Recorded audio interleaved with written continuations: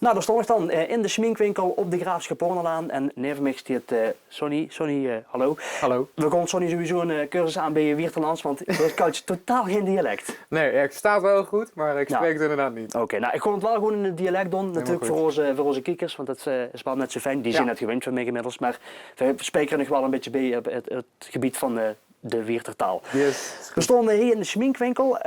We kunnen op heel veel gebieden eigenlijk gewoon beginnen. Tegenwoordig zie ik, maar ook heel veel anderen, dat er veel gewerkt wordt met schablonen. Ja, klopt. Ja, dat is vorig jaar eigenlijk een heel erg een trend geweest. We hebben ze ook nog steeds in alle soorten en maten hoor. Ja, oké. Maar dat is eigenlijk nu wel een beetje geweest en nu is het tijd voor de volgende stap. En die volgende stap is? En dat is eigenlijk een beetje de glamour carnaval wat we introduceren. Oké. En dat is vooral mensen die niet echt heel erg willen schminken, maar er toch heel leuk uit willen zien. En die komen er heel glamorous uit te zien met heel veel parelmoer kleuren en zo. Dus gebruik een bepaalde parelmoer poeder voor. Waardoor ze super chic worden, mooie wimpers op. En zit je dan meer tijd in of zo? Of is dat juist minder tijd dan gewoon echt iets leuks op iemand zijn gezicht schminken? Qua tijd zal het niet heel veel uitmaken. Want je wil er natuurlijk wel heel erg goed uitzien. Dus je moet er wel een beetje zorg aan besteden. Ja.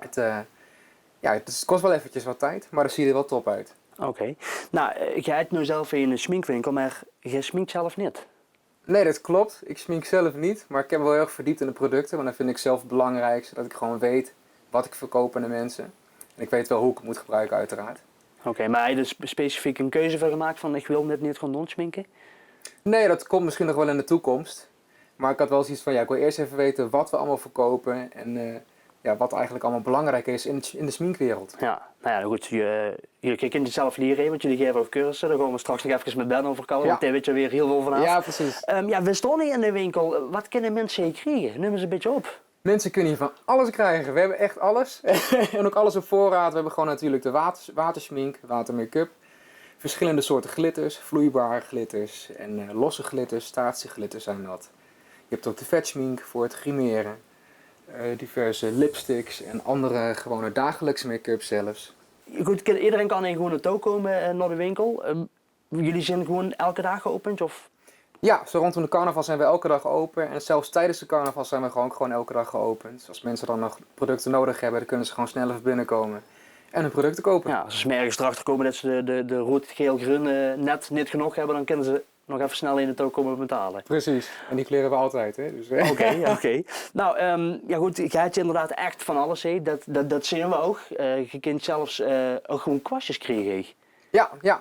En jij ook aan allerlei soorten en maten zinnig.